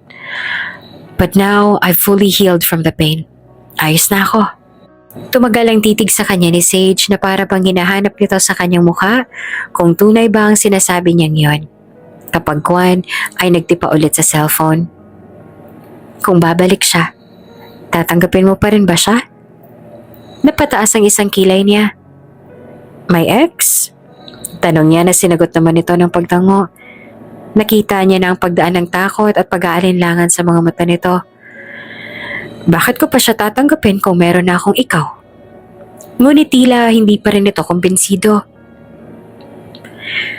Kung hindi mo ba ako pinakasalan at bumalik nga siya sa buhay mo, tatanggapin mo siya? Napakunot noo lalo siya sa naging tanong nito sa kanya. No? Seryoso niyang sinabi. I can forgive her for the pain, but I won't take her back. Ayoko nang balikan ng natapos na. Tumango si Sage at ngumiti ito sa kanya ng bahagya. Si Ruhi naman ay sandaling napatitig sa kanyang asawa. Wait, are you afraid I'll leave you if she decides to come back to me? Tanong niya na may mapagtanto. Walang pag-aalinlangan na tumango ito sa kanya. Hindi naman tayo kinasal dahil mahal natin ang isa't isa. Kaya kung sakaling bumalik siya, nag-aalala ako na baka tanggapin mo ulit siya dahil siya ang mahal mo. Seryoso na sambit ni Sage gamit ang sign language. Hindi kita iiwan, Sage. Sumumpa ako sa harap ng altar na mananatili sa iyong tabi hanggang sa araw ng kamatayan ko. Hindi ko ugaling kalimutan ang sinumpaan ko. Kaya huwag ka mag-alala. Hindi kita iiwan o ipagpapalit sa iba. Unless ikaw mismo ang mang-iiwan sa akin. Ngumiti si Sage. Ibinuka nito ang labi para magsalita ulit ngunit itinikom din ulit dahil sa pag-aalangan. Nanatili naman ang tingin niya dito. Para bang sinasabi ng mga mata niya na ayos lang kung magsasalita ito. Huminga ng malalim si Sage. Tumingin din ng diretso sa mga mata niya. Salamat, Ruhi. Ang siyang sinabi nito, mahina at nangangatal pa nga ang boses. Si Ruhi naman ay para bang gustong palakpakan ng kanyang asawa dahil sa lakas ng loob nito at nagawa nitong makapagsalitang muli. Hindi rin kita iiwan. Hindi na nakapagpigil pa si Ruhi nang dinagdag nito ang mga katagang yon. Agad niya itong niyakap na ikinagulat naman ito pero kalaunan ay natunaw din sa kanyang yakap at tuluyang napangiti. I'm so proud of you. You're finally overcoming what you're afraid of. Ruhi whispered tenderly, his voice filled with warmth as he embraced his wife tightly. Keep going. I know you'll get used to it one day. I'll be here to help you every step of the way. I will always be here for you. Bagaman hindi niya makita ang ekspresyon nito, daman niya naman ang pagiti ni Sage habang yakap-yakap niya pa rin. At katulad nga ng pangako ni Ruhi sa kanyang asawa, sinuportahan niya ito. Tinulungan niya itong makapagsalitang muli katulad ng kung paano siya nito sinuportahan at tinulungan para makapaglakad siyang muli. Are you happy? Tanong niya sa asawa. Tumango ito sabay ngiti. Oo. Really? Tumango ulit si Sage. Oo, masaya ako. Wow, manghang sabi niya. You're doing well. Mas diretso na ngayon ang pagsasalita mo. Lumawak lalo ang ngiti ni Sage. Salamat. At hindi lamang pagsasalita ni Sage ang naging maayos dahil ganun din ang paglalakad ni Ruhi. Sa nakalipas na buwan ay talagang sinikap niya na maging maayos muli ang kaniyang mga paa. Kung kaya naman, hindi niya na kailangan pang manatili sa kanyang wheelchair dahil kaya niya nang maglakad gamit ang saklay. And Sage was there every step of the way. She supported him, never leaving his side. She became his strength when he couldn't stand on his own. His source of courage and energy lifting him when he felt too weak to continue. Rui, can we talk? Nag-aalangan na tanong sa kanya ni Chrissy, ang dati niyang nobya na bumisita sa kanyang opisina. Anong pag-uusapan natin, Chrissy? Ang malamig naman na tanong niya dito. Pwede bang lumabas tayo at sa ibang lugar natin pag-usapan? I can't. May trabaho pa akong kailangan tapusin. Kung ano man ang sasabihin mo, mas mabuting sabihin mo na ngayon. Tumango si Chrissy tsaka nag-alangan na tumingin nito ng diretso sa mga mata niya. Her own eyes glistening with tears. Her hands trembling. Ruhi, I'm sorry for everything. For all the mistakes I made. For cheating on you. She said, her voice breaking. I was blinded by my own self-desires and I regret it all. I realize now that Forgo wasn't worth it. Not even close. Humanga ito ng malalim at mas lalo lang nanginig ang tinig nito. Can we try again? Can we get back together and start over? Crazy, I appreciate your apology and I've forgiven you. Pero ayokong bumalik pa tayo sa dati. Kung ano man ang meron tayo noon, matagal nang tapos yon. I've moved on. Kasal na ako ngayon. Alam ko namang kasal ka na pero do you even love her? Rui's gaze softened, a gentle smile playing on his lips. Walang pagdududa sa magiging sagot niya dahil matagal niya nang natanggap ang tunay na darama para kay Sage. Para sa kanyang asawa. Yes, I love her. More than I ever loved you before, Crazy. Sa tingin ko wala nang ibang mamahalin pa maliban sa kanya. She's everything I've asked for. Mahal na mahal ko yon. At ayoko masirang pagsasama namin. Crazy lowered her head, a single tear rolling down her cheek. Mabagal din itong tumango. I see. I truly hope you're happy, Ruhi. I am, he replied. And I wish you find your happiness too. Pagbalik ni Ruhi sa bahay nilang mag-asawa, gano'n na lamang ang gulat niya nang maabutan niya si Sage na umiiyak. Iyon ang unang pagkakataon na nakita niyang umiiyak ang kanyang asawa kaya naman nag-alala siya lalo at hindi niya rin alam ang dahilan kaya umiiyak ito. Sage, what's wrong? Bakit ka umiiyak? Puno ng pag-aalala na tanong niya dito at saka ikinulong niya rin ang mukha nito sa kanyang mainit na palad sabay puna sa luha nito na patuloy sa pagdaos-dos. May masakit ba sa'yo? Tell me, what happened? Nakipagbalikan ka na ba sa kanya? Dati pang mahina ang tinig ni Sage, ngunit mas humina ito ngayon at punong-puno rin iyon ng lungkot. Ha? Naguguluhan niyang sambit. Alam kong pumunta siya sa'yo. Ang dati mong nobya. Nakipagbalikan ka na ba sa kanya? Pinunasan niya ang luha nito. Hindi. Hindi ba't ang sabi ko sa'yo, hindi na ulit ako babalik sa kanya? Yes, pumunta siya sa akin. At gusto niya makipagbalikan pero hindi ako pumayag. Pinatawad ko siya pero hanggang doon na lang yon. Hindi na ako babalik sa kanya. Isa pa, bakit ko naman siya babalikan kung ikaw ng asawa at mahal ko? Hindi agad sumagot si Sage at napatitig din sa kanya ng matagal. Nakailang korap din ito bago makapagsalitang muli. Mahal mo ko? Ruhi smiled softly. His eyes filled with sincerity as he nodded his head. Yes, I love you, Sage. Mahal na kita. Sage stood frozen, her heart racing. She couldn't believe what she had just heard. Napakurap-kurap siya, hindi makapaniwala sa narinig at halos ayaw mag-process ng sinabi ni Ruhi sa kanyang isipan.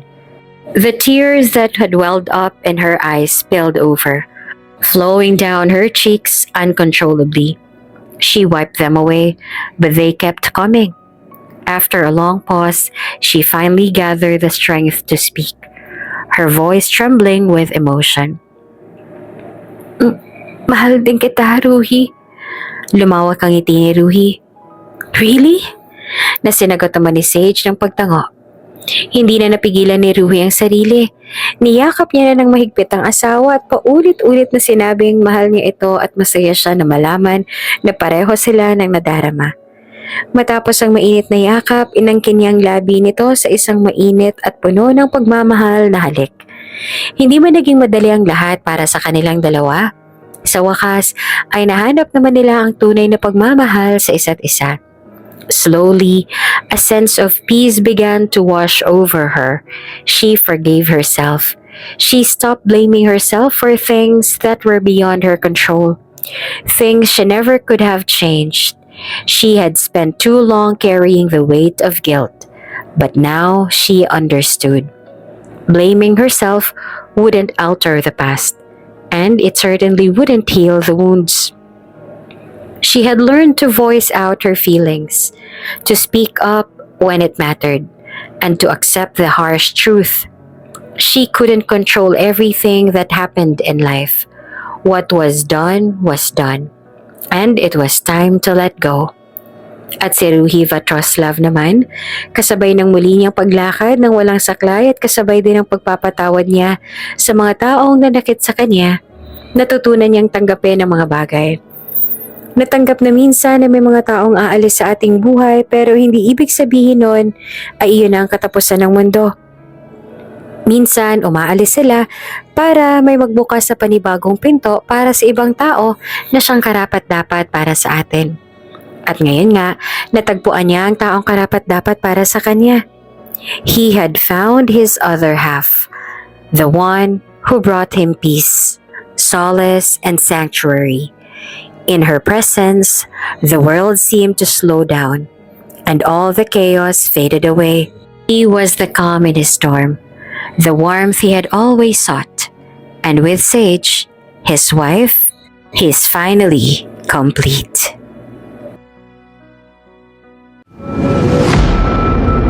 Kung bago ka pa lang sa channel neto, Ate Jane TV, huwag kalimutang pindutin ang notification bell and subscribe button. Sana po hindi naman malaking abala sa inyo ang pagpindot ng subscribe button dahil ang kapalit po nito ay ang pagsuporta para makapag-produce ng mga libreng stories sa mga channels ni Ate Jane. Maraming salamat!